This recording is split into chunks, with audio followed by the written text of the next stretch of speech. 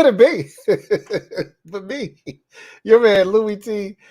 Welcome to this LouieTeeNetwork exclusive kickback edition, week number 16 in the National Football League. Let's get straight to the shits tonight. I mean, I apologize for the tardiness. Life was lifing, and crazy shit was going on, and I couldn't avoid it. But hey, I'm here. Better late than never. And let's get into it. So, week 16, remember, we do not have survivor pools any longer. That is closed. We have no one survived, but we had 2 participants be eliminated in the week 14 space. And I sent out the money to one of you. I have the money. It just hit my PayPal, so I'll be sending out the money to Mike Lowry. So I should be doing that here shortly. Just got the PayPal money in today. So I'll be sending you yours. And Bronco Billy, you should have already gotten your money already. So congratulations to you guys once again. Meanwhile, weekly pick 'em pool. Really disappointed. I really thought I was going to win this week. And I feel like I've been saying that for the last 3 weeks. So at this point now, I'm really pissed off because I don't know why this just isn't my year for whatever reason.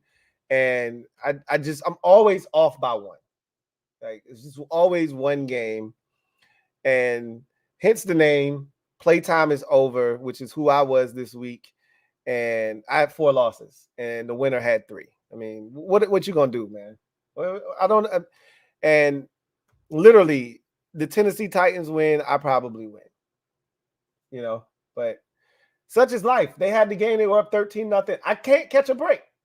It's just the type of season it's been. Big Time, however, did catch the break, and I think this is his second time winning the weekly pick 'em pool. So congratulations to Big Time. 3 losses.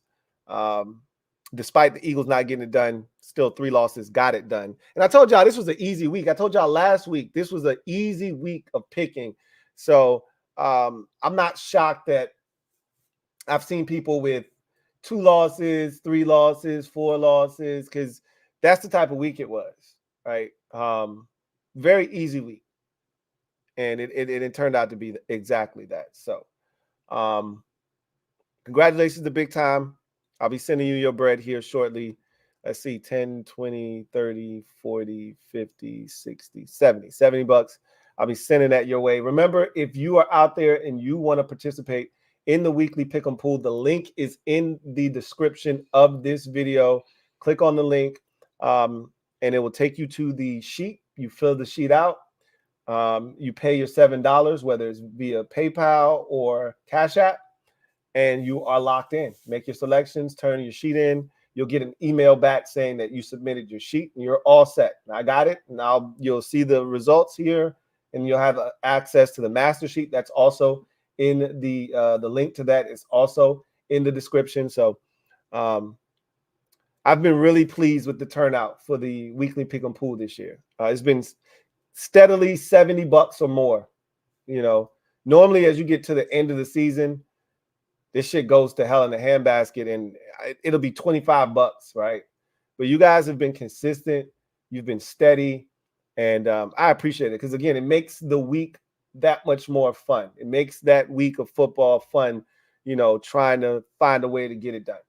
So thank you to every single one of you who have played in the weekly pick 'em pool, and I hope you get in it this week, right? Sheets are already up and available. Fill them out. Pay your $7. See if you can't turn that $7 into, say, $70 or whatever the amount is for the week. Shout out to Big Time for getting it done in week number 15. So let's get to the Big Daddy. And a little disappointed that I feel like my favorite team right now when it comes to the weekly the winners and losers, because season's over for me. Like I can't win, right? So I'm kind of just playing out the string at this point. Sucks. This position that I'm in. I'm not used to being in this position. Normally, with 3 weeks left in the season. I'm right there. Not this year. Not this year. So let's go back to week number, and let me go ahead and pull it up on the screen for you guys real quick so you can see what I see. Let's first, before we jump into this week, let's jump into last week. Check out a little bit of the color from last week's action. And as you can see, we had a lot of color last week. A lot of color here, right? Recent weeks, the color has diminished greatly. This past week, a lot of color. So we have 3 people tied for second. We got Smack City still in first. 3 people tied for second, and Jordan Jones in third. Then you had Cole Piss Cup. This was Piss Cup Ultra. You see the little icon here with Calvin Pisson. So we had Cole Piss Cup Ultra participants last week, and Samuel Pando and Rick the Ruler 14, and then HTTR Carson had a hell of a week. One of the best sheets I've ever seen. It wasn't quite on that list, but it was damn close. I think he went 10-5 last week. 1, 2, 3, 4. Yeah, in a week where it was just a bloodbath. To go double digits, crazy. Shout out to HTTR Carson for the work he put in last week. So a lot of color last week. Let's check it out this week and see what we look like. So I think the first thing, and not a lot of color right now, but obviously that'll change when we get to the best participant of the week and Piss Cup and all that stuff. But I think the most notable thing you probably noticed is Smack City isn't wearing that green title right now. He's not in first place anymore. That distinction goes to Big Baller Blake. And this is where shit gets fascinating. I told you, you could be up all season long, and I've seen it done where somebody was up the entire year and then at the end fell the hell apart, right? And lost it. So this is the most critical portion of the season. You've done all of this work to put yourself in this position. Now you got to close the show. Big Baller Blake has been coming on strong here of late, putting some excellent weeks together. Last week he was really good. I think the week before that he was even better, and he was extraordinary this week. So let's jump into what we've got going on this week here. And we'll start with Big Baller Blake, as I mentioned, taking over the #1 spot. He went 13-3, if I'm not mistaken. 13-3, right? Like, that is excellent.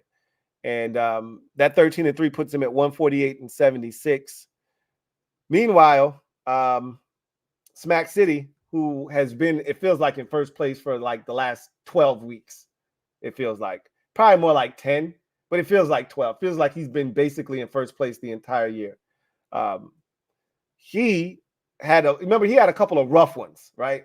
He was solid last week, but he had a couple of rough weeks that allowed the pack to come in. He had opened up like a 4 or 5 game lead at one point, and then it's kind of been downhill from there.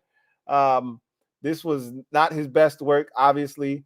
1, 2, 3, 4, 5, 6, 7. So Big Baller Blake goes 13-3. Meanwhile, Smack City goes 9-7, and that's how you see somebody jump from. Was Big Baller Blake? He had to be like in third place or something last week. Let me check. He was in second place. So that's how you jump from second place. And look, the gap from second to first last week was 3 games, but he jumped from second to first because he went 13-3 and Smack City went 9-7. And obviously that's the difference is 4 games. Now he's in first place. So also in second place, tied with him is Coop. Let me go ahead and hold on. Let me make sure. No, Coop's not in second place. Let me just get this off. Coop's not in second place at all. So I thought somebody else was in third. Nobody else is in third. So there we go. So all by his lonesome in second place is Smack City, and Soul, who just keeps hanging around. 1, 2, 3, 4, 5, 6, 10-6 for Soul is in third place. Sole possession of third place at 145-79. So those are your 3 placeholders this week. Big Baller Blake overtakes Smack City. The first time somebody has overtaken Smack City. We've had, Soul, tie Smack City one week, but No one is actually taking over sole possession of first place in what feels like. Let's find out the last time Smack City wasn't in first place. I feel like Smack City's been in first place for a while. So he was in first place in week 5. He was in first. So week 5 is when he took over first place sole possession, but he's in first place in week 4, tied for first place in week 4. That's it. Week 4 is where he took over. I told you it felt like probably like 10 weeks, but it felt like 12. And so he tied for first place in week 4 and then took sole possession of first place in week 5. And he's been in first place pretty much ever since. Right. And he hasn't relinquished that. Yeah. Tied for first. But this is the first time he's been completely out of first in ages, it feels like. So let's see how he responds. Let's see how Big Baller Blake, responds to having a target on his back, to being the lead dog in the clubhouse. Let's see how he responds, right? Let's get into everybody's picks from the week and see what everybody did. You know what? I don't even know what the number is for the worst of the week, but this was an easy week. You shouldn't have any more than 5 losses, to be honest with you. Anything south of 5, and you would probably be in special somewhere along the way. Honestly, this is not a tough week. Coop, 1, 2, 3, 4, 5, 6, 7. So 9 and 7 for Coop, which is why he's no longer in the top 3. That's not a good week. Silver V, 1, 2, 3, 4, 5, 6, 10 and 6. Solid, but that to me, you still went out of your way to lose a game or two. He picked the Commanders. There it is, right? Like, if you lost 6 games or more, you went out of your way to do that. Like, you picked the Commanders. You were asking for 6 losses, right? And then he picked Seattle, so it could have easily been 7. But that one came up clutch for him, and it stopped him from, wandering out of the double digits in terms of the wins, the win column. Red Ball Manders, 1, 2, 3, 4, 5, 6, 7, 8. Not like we're gonna go ahead and put some piss on him real quick, because that's ridiculous, honestly speaking. Like that, there's no place for that. there's no place for that, right? That's utterly ridiculous to go 7 and 9 in a week like this week. Again, you were being extremely special. And you know what's crazy is almost won the Bears game. I mean, that's really it. You just the Steelers, Giants, the Giants in particular, we keep the Patriots, like he was being special, right? He had to pay for it. Sundi, 1, 2, 3, 4. That's a good week. 12 and 4. Daywalker, 1, 2, 3, 4, 12 and 4. That's a good week. Twin D, 1, 2, 3, 4, 5, 6, 10 and 6. In your gym, 1, 2, 3, 4, 5, 11 and 5. Solid work. Mike Jink, 1, 2, 3, 4, 5, 11 and 5. Let's see what Tiffany did. 1, 2, 3, 4, 5. Boy, he can't catch her to save his life. He's staying close though. They both went 11 and 5 this week. Walt 260, 1, 2, 3, 4, 5, 6, 10 and 6. Kevin the PRF, 1, 2, 3, 4, 12 and 4. That's a good week. Greg Giants 10. What happened to Greg Giants 10? He was doing so well earlier this year. This is some nasty work. 1, 2, 3, 4, 5, 6, 7, 8, 9. Yikes. So we're gonna throw a little piss on you too. That's some nasty work right there. Big Baller Blake, we already talked about 13 and 3 for him. Boss Man, I think he went 11 and 5. 1, 2, 3, 4, 5. Correct. 11 and 5. I went 11 and 5 as well. 1, 2, 3, 4, 5. Ricky D Hustle, 1, 2, 3, 4, 12 and 4. Good work there. J Cam Man, 1, 2, 3, 4, 5. J Cam Man is hanging in there, but barely. 11 and 5, not a bad week. Media Truth, 1, 2, 3, 4, 12 and 4. Good week for Media Truth. Rich, 1, 2, 3. 13 and 3. That's a hell of a week for Rich. Bronco Kid, 1, 2, 3. So 13 and 3 for Bronco Kid as well. Mike Lowry, 1, 2, 3, 4, 5. 11 and 5, not bad. Major Tutty, 1, 2, 3, 4, 5, 6. 10 and 6. Tyrant 78, 1, 2, 3, 4, 5, 6, 7. 9 and 7. That's not good. 100 grand. This is his week. Remember, I told you any week that features just a tad bit of bullshit, that's when 100 grand. And you know what's ironic is that he didn't play in the weekly pick'em pool. Normally, he plays in the weekly pick'em pool, and if he would have put this sheet in, he would have won the money. Right? 2 losses would have got it done. Right? The winner had 3. So this is his type of week where you can get away with some Carolina and Tampa Bay and, Houston when they got Case Keenum starting. Like, this is his type of week, and he took advantage of it. 14-2. I don't think anybody's going to touch that. We can go ahead and give him the high water mark for the week. I think that's going to stand up right there. That's a hell of a week. Big time. Should be 13-3. We seen that from the weekly pick'em. It is good week for him. Navy Ramjet 1, 2, 3, 4, 5, 6, 10-6. Bronco Billy 1, 2, 3, 4, 5, 6. 10-6 there. Samuel Pando 1, 2, 3, 4, 5, 6, 7. 9-7 for Samuel. He's like, nah, y'all ain't gonna get me to bail you out this week, right? Mr. HTTR 1, 2, 3, 4, 5, 6, 7, 8. 8-8. Ouch. Cody. 1. It's a lot of red down here, man. It's a lot of red. You might have some company, guys. Cody. 1, 2, 3, 4, 5, 6, 7, 8. Just barely escaped at 8-8. HCTR Carson was the high watermark last week. 1, 2, 3, 4. It was really close this week at 12-4. That's 2 really good weeks stacked on top of each other. Derek B 1, 2, 3, 4, 5. 11-5 for Derek B. Juice 1, 2, 3, 4. 12-4. That's a good week for Juice. Bet the board 1, 2, 3, 4, 5. 11-5. We already went over Smack City. I think 9-7. 1, 2, 3, 4, 5, 6, 7. Yeah, a little rough go of it there. Gridiron King 1, 2, 3, 4, 5. 11-5.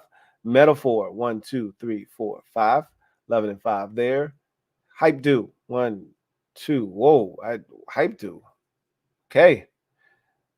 That's a big number. We'll go ahead and throw you in there as a high water mark for the week. Hype Do. How do you do? Okay. Soul, we already talked about Soul. I think what was it? 10-6. 1, 2, 3, 4, 5, 6. Yep, 10-6 for Soul. Rick the Ruler 14 was a Piss Cup recipient last week. Let's see how he bounced back. 1, 2, 3, 4, 5, 6, 7. Same as Samuel Pando. Both went 9-7 this week. Jordan Jones 1, 2, 3, 4, 5, 6. 10-6 for Jordan Jones, who was in 3rd place, I believe, last week. And I'd given him a compliment, and then he went 10-6 this week, which isn't terrible, but isn't what you're looking for, if you want to stay among the top 3. And Dandrix 1, 2, 3, 4, 5, 11-5 for Dandrix. So those 9 pieces that we saw earlier from Red Ball Manders and Greg Giants 10 were in fact Piss Cup worthy. It felt like in a moment, like who's beating 9, right? Who's beating 9 losses? 1, 2, 3, 4, 5, 6, 7, 8, 9. 1, 2, 3, 4, 5, 6, 7, 8. Like who's beating that? In a week that I deemed to be easy, who's beating that? That's ridiculous. That you were that close to Piss Cup Ultra status. That's ridiculous. All right. Y'all know the routine. Come forth, take a knee. So after last week's debacle, where it was Piss Cup Ultra, and there was a squabble over how we would divvy up the piss, this week, in an effort to avoid that, we just got 2 separate goblets with piss in it, right? So we take a initial big goblet, 2 smaller ones, and we pour half we fill up the first goblet, and then we fill up the second goblet, right? So now we don't have to worry about sharing germs in this environment that we are in and having to pass back and forth the cup. Now, when we get more than like 3 Piss Cup recipients, it's going to be hard. You just sip and piss, right? Sip and piss, and or sip and pass, excuse me. it's sip the piss and pass. That's what it is, right? Sip, piss, pass. Sip, piss, pass, right? So we don't have that. It's just 2 of y'all, so we can split it evenly. So Greg Giants 10, Red Ball Manders, go ahead, knock it back. I'll take a few comments while we wait on your completion of your piss, and then we'll move on, all right? So while we're waiting for them to down their piss, we will go ahead and we will get to the comment section real quick. John Wynn writes, like your wine cup, but you got to be careful next time when you place your drinks near your computer. Trust me, I'm on high alert these days, right? So got my water right here, and as you can see, it has a top on it. Not having that happen again, right? Let's see. Reedy Davis says, counting down the days until Ronald is gone, turning up. It'll be here before you know it, but boy, I can tell you these Sundays, boy, they drag ass. Like this game on Sunday against the Jets, I am not looking forward to it. That is for sure. John Wynn writes, some of the Panthers fans at the Panthers game on Insta said something disrespectful while Panthers were trying to pray after they did they take it too far? I mean, I don't know. I mean, look, that's social media. I don't live in that world. I try to stay away from social media as much as possible because, you know, people do take it too far on social media a lot of times because there's no repercussion for taking it too far. Like literally on social media, you are allowed to invoke your amendment to freedom of speech, right? And while that exists, people, I think, abuse that right. And you should be allowed to say whatever it is you want. You shouldn't be free from the consequences of saying what you want. And I think the beauty for some and the beast for others is that social media allows you the ability to say what you want and not have to bear the consequences, right? You get to hide behind your keyboard, and that's bullshit. So people get away with doing a lot of stuff. Anyway, HTTR Carson writes, LB's tweet got mentioned on Undisputed today, and I quote Skip, quote, I don't know why AJ would stoop down to respond to that. You're so much better than that fan. Laughing my ass off. Or fan, quote. Laughing my ass off. That tweet, that exchange from LB and AJ Brown has taken on a life of its own. I mean, it you know, obviously it was on Bleacher Report. It was funny because LB said, hey man, now we on Bleacher Report. I apologize to everybody out there, man. This shit done gone too far, right? Like he you know, I don't think he thought AJ Brown would respond to his comment, right? And a lot of times when people post stuff, they never do. They never think that these players are going to see it. But the day and age that we live in, these players live on social media. So you damn right they're perusing. They type in their names sometimes, right? You know, type in Philadelphia Eagles and see what pops up. Or they could just be, you know, scrolling down their timeline. He might follow LB because, you know, remember LB, he's literally on his banner on his, you know, Twitter page. Like, it's insane that they got into a little bit of a spat, right? But that thing took on a life of its own. Literally, it you know, it was on Bleacher Report. Now it was on national television on the Undisputed, if what you're saying is accurate. And I know they were talking about it in different spaces. So, oh man, that's crazy. LB becoming an overnight celebrity for all the wrong reasons.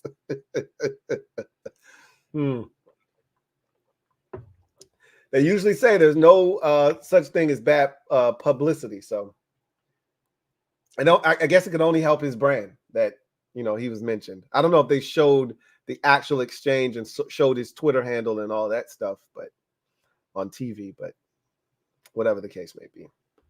John Wynn says there was some questions, some news came out earlier last summer, I believe, about adding an 8th playoff team for this season. Are we allowed now? They're not going to add another playoff team, at least not right now. I wouldn't dismiss that as a possibility in the future, though. But they're not adding another playoff team right now. It took them a long time to get to 7. I don't think they want to be like hockey. I think hockey currently allows I know the NBA does. Hockey currently has either half or more than half of their league getting into the playoffs. Same with the NBA. There are 8 teams in each conference that get in. There are only 30 teams in the association. So over half of the league gets into the playoffs. I think that waters down the product. If you were to go to 8-team playoff in each conference, that's 16 teams. That's half the league, right? I don't know if that's what you really are aiming to do. Like, there has to be a line drawn somewhere where you can't just be super mediocre and get in. More years than not, there aren't enough good teams to get into the playoffs. If they really want to do something with the playoffs, they should, play with the seeding. Like, again, somebody in the NFC South, more likely than not, is going to get in, not have the greatest of record. And it's trending in the right way right now. Both the Saints and the Bucks are at 7-7, so it's not as bad as it looked like it was going to be, say, 3 weeks ago when nobody was over 500.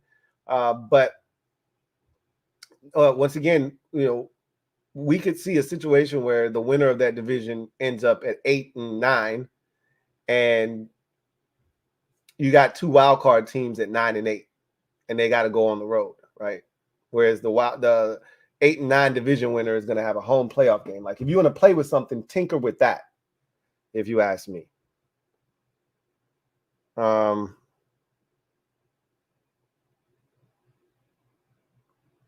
John Wynn says, how does the NFL pick pool work? They'll pick them. You just pick winners. That's it. You just pick winners. He said, I never thought about doing that because I don't like wasting money. If you're not good at picking winners, then you are wasting money. I can think of a lot of ways to waste money that aren't as enjoyable as this. Because I've only won once this season, so I've been giving away my money every week, it feels like. But I always think I'm going to win, so there's that, right? Smack City writes, I went for the upsets this week to extend the lead. Didn't go my way, LOL. And it'd be like that sometimes.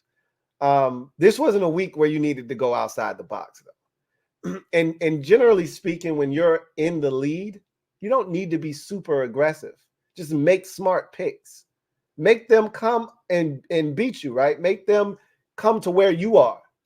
And you literally stoop down to their level. You didn't have to do that. Like, when you are stuck behind somebody that continues to make consistent picks, that forces that person to do what you did this week. Instead, you went and did what somebody else should have been doing. I remember last week, Coop was like, or maybe it was 2 weeks ago, Coop was like, man, I'm kind of just stuck in this like second, third place rut. I can't get any higher. I'm going to have to start picking some upsets here, right? If I'm going to, find a way to finally get over the hump. And that's the mindset you want people in. You want people who are chasing you to feel like there's a level of desperation and I got to try something outside the box. That's how you get yourself in trouble. The key is to not find yourself in a desperate state to where you feel like you have to make something happen, because we know who's good and who's not good at this point of the season, right? You can't predict the weather. You can look out 3-4 days ahead and know what the weather's potentially going to be. But if not for the weather, Carolina's not beating Atlanta this past week. Like, we know the players, we know these teams, we know the Jets aren't beating the Dolphins. Don't put yourself in that position, right? Like, understand what you're doing and why you're doing it. If it makes sense, do it. If not, then you're just picking an upset just to say I picked an upset, and that's how you lose a bunch of games, which is what you effectively did this week. Now you're not in first place. But the beauty of it is you're only 1 game back. Have a solid week again next week, and Big Baller Blake takes a step back, and boom, you're right back in first place. So we'll see what happens. Kevin the PRF writes, Ron gonna go all shell with Brissett again to try to mess with me picking the Jets. That's an ugly game, man. Be careful. Be careful. JK Man 99 writes, if the Bills actually fired Sean McDermott, would you want the Commanders to hire him as a head coach? Humor me. Nah, I'm good on Sean McDermott. He's been a really good head coach, though. Don't get me wrong, but he's not. His track record isn't good enough for me to want him in Washington necessarily, even though I do like Sean McDermott a lot. But I don't think I would be interested in him. And you know what's crazy is I would take Tomlin in a heartbeat, but not McDermott. And that actually is weird. But the difference is McDermott has had talent and abundance of it. They've been really, that roster has been put together well. You can try to flame your GM Brandon Beane for some of the failures in the early rounds, specifically the cornerback you took in the first round a couple years ago, who hasn't panned out for you. And Benford has, right? But that team is talented. I think they've failed to find that one game-changing, havoc-wreaking edge rusher, not for a lack of trying. They've tried. They just haven't hit on any of these dudes. Rousseau is okay. He's not great. Epineza is having a career year, but it's still just AJ Epineza, right? It's not like he's out here with 13.5 sacks this year, but he's playing well, way better than he ever has in his career. The dude from Coastal Carolina just hasn't materialized, and so again, it's not for a lack of trying. You just haven't hit on that, but you've hit just about everywhere else, man. Jesus. So I don't know if he can do what Tomlin has done, which is win with less talent, which we've seen Tomlin do time and time again. Overcome adversity, injuries to your quarterback, not scoring points, finding a way to manufacture wins. That's what Tomlin's done. And although I still hold it against Tomlin that he hasn't been able to find an adequate offensive coordinator, I just know he can do a lot more with less than McDermott can. So I think there's that aspect of it. But I'd be good on Sean McDermott. I want to I want an offensive-minded guy. And I think that's what ultimately is going to happen. But I wouldn't be opposed to a guy like Sean McDermott. He just wouldn't be my first option. He wouldn't be my choice.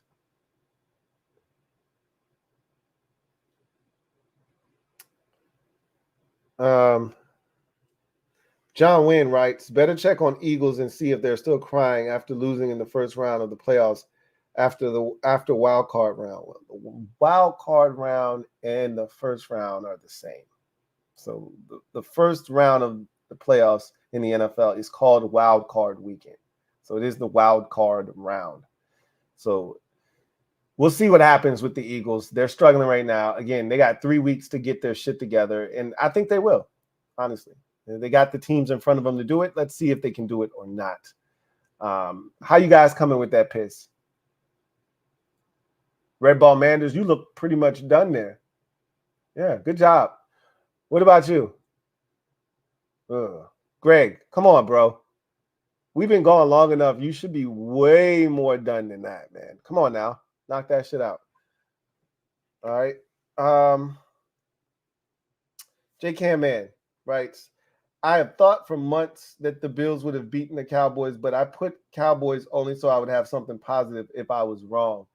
You know what that's called, right? A happiness hedge. You shouldn't have done that, though. You didn't need to do that. Have confidence in your team, okay? I knew you were going to beat Dallas. I knew you were going to beat Kansas City. I've already said you're going to the AFC Championship game. I haven't stuttered. I haven't, haven't had a change of heart. I'm not waffling. I've been adamant. This was before the Chiefs win. Thought you should have beat Philadelphia. Let them get away. I think this is the year. Like, if you can't do it this year, and obviously you're not Baltimore, you're not in that position, but you still have an outside shot at the division. I think you're going to run the table. That includes a win over Miami. The question is, does Miami lose somewhere else along the way to make it so that you running the table wins you the division? We'll see. Like, they could lose to Dallas this week. I don't think they will, but they could. They're not you. Miami's not you. I can see Dallas having some success in that game, but anyway, we'll see what happens.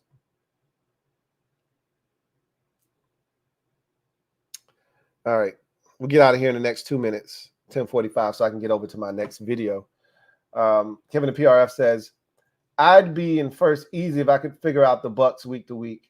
I'm sure they gave me at least 10 losses, winning or losing, when I think they shouldn't. I mean, we've all had teams that have just – Green Bay is the one for me, right? No matter what I do with Green Bay, I can't be right. If I pick them to lose, they win. If I pick them to win, they lose. I just – for me, Green Bay has been a thorn in my side this season. I hate the Packers with a passion. They just won't cooperate for whatever reason. And I liked them before the season started. I don't even know what I did to them. But they've been kicking my ass all season long. John Medrano writes, Louie, do you go to training camp or games?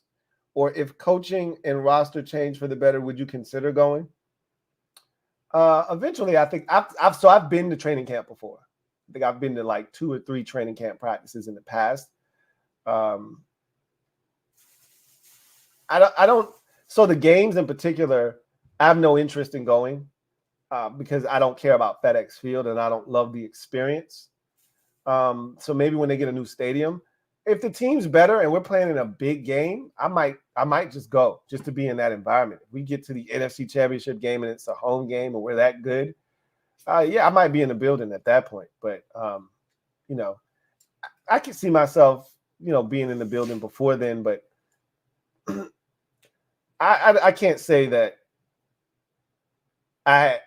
the team being better is a guarantee to get me out of my house. What is a guarantee to get me out of my house is a new stadium.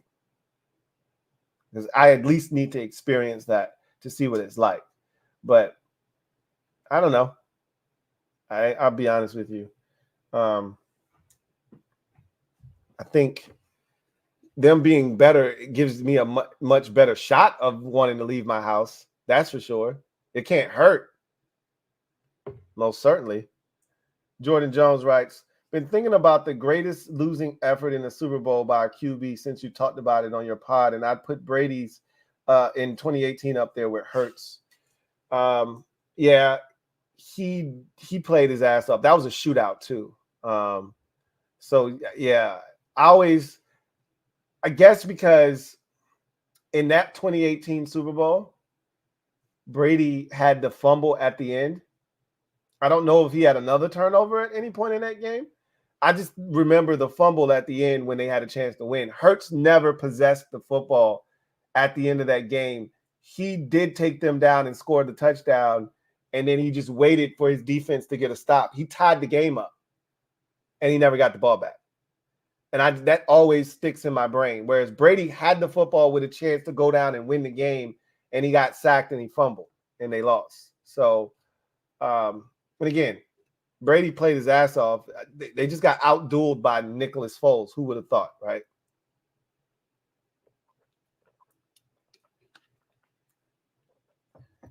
All right, let me get out of here.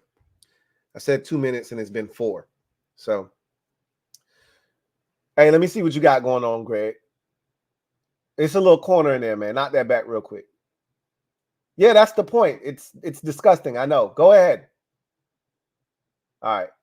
Put my goblets down, man. Get out of here. People always complaining about having to drink the piss. Don't make bad picks. It's really simple, right? Don't make bad picks, and then you don't have to drink from the piss cup. Anyway, I digress. That's going to do it for me, your man Louie T, here on another installment of LTN Exclusives Kickback Session, Week 16 in the National Football League. Hopefully, you guys have a great Christmas. Happy holidays. Enjoy the weekend. Enjoy the football. There'll be plenty of it, whether it's college or professional. There'll be NBA basketball on Christmas. 5 games there. Just enjoy all of the festivities. Be safe. But most importantly, enjoy the ones you love, right? And so I look forward to chopping it up with you guys. I thank you guys for all that you have done for the Louie T Network this year and all of your participation in all of the LTN exclusives. We'll be back on the other side of the new year, and we'll talk about the rest of the season then. But until then, enjoy the weekend. Happy holidays. Merry Christmas to you all. And to all, a good night.